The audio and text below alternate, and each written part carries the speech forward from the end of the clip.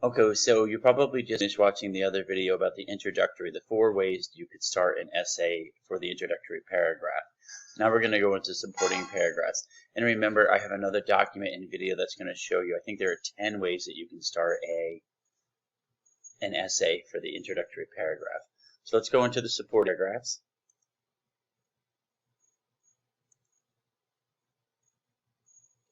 So we talked about this traditional 5 essay paragraphs.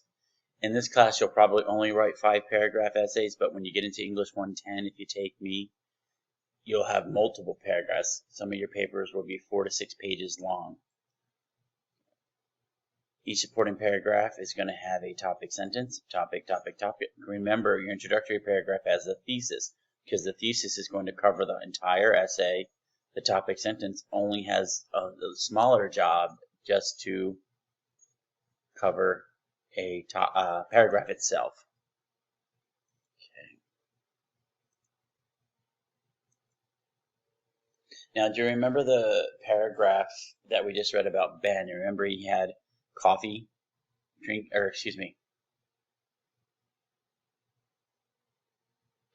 so he had coffee, watching television, and internet. So remember, these were 3 major details in the paragraph. Now they're actually going to become their own paragraphs. So the major details are now going to become their own topic sentences. So let's take a look. Well, they're going to jump in the transition words. First, another, also, in addition, finally. We know that those are addition words. We're going to add support. That's why they're called addition words.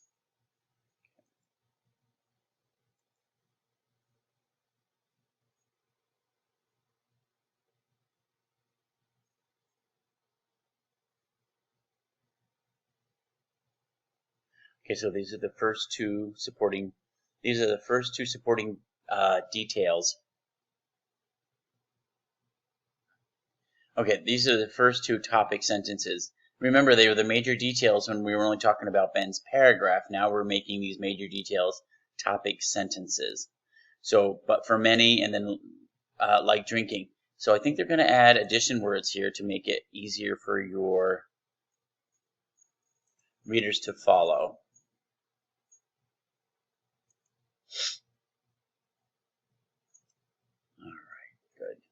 This makes it a transitional sentence. Oh, I like the way they're doing that. Hold on, let me pull this. All right. So like drinking coffee. I like the way they're doing this topic sentence because they so in paragraph 1 of this essay, we talked about coffee. Now they're saying like drinking coffee, watching television is another extremely common soft addiction. So we know we're leaving like drinking coffee and going into the next paragraph, the next topic sentence.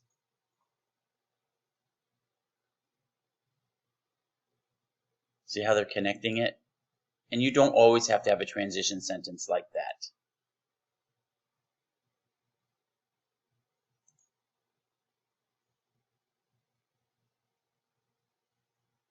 So here, the topic sentence, now they're saying a newer addiction than drinking coffee or watching television is the ever-increasing dependence on the internet.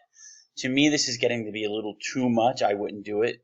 Now they're trying to see how in the topic 2, drinking coffee, watching television is the number 2. Now they're saying, now they're adding drinking coffee and watching television. They're transitioning or linking back to paragraph 1, paragraph 2, and then they're bringing internet. To me, this is just too much. But it's a style choice. Okay, they're adding too many, trying to connect to the past paragraphs. All right. Transitional sentence. It's too much for me. Drinking coffee and this time watching television. All right. You can do it. It flows well, but to me, it just gets to be too much. So the concluding paragraph, what are you going to put in the concluding paragraph? To me, it summarizes the main points.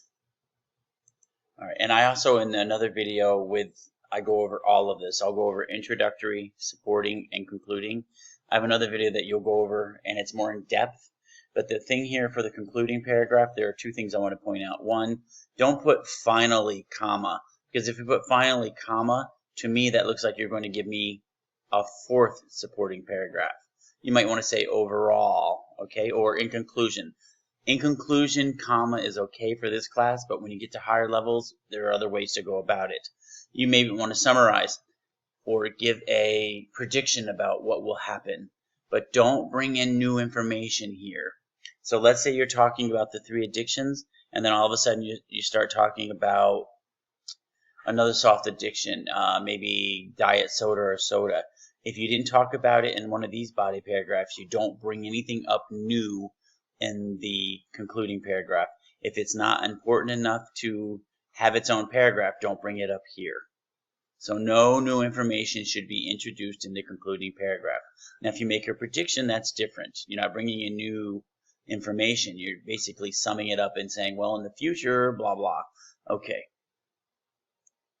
So here is the conclusion sentence for here. Excuse me, the conclusion paragraph. And which sentence summarizes the essay? Good. That's a long sentence. Wow.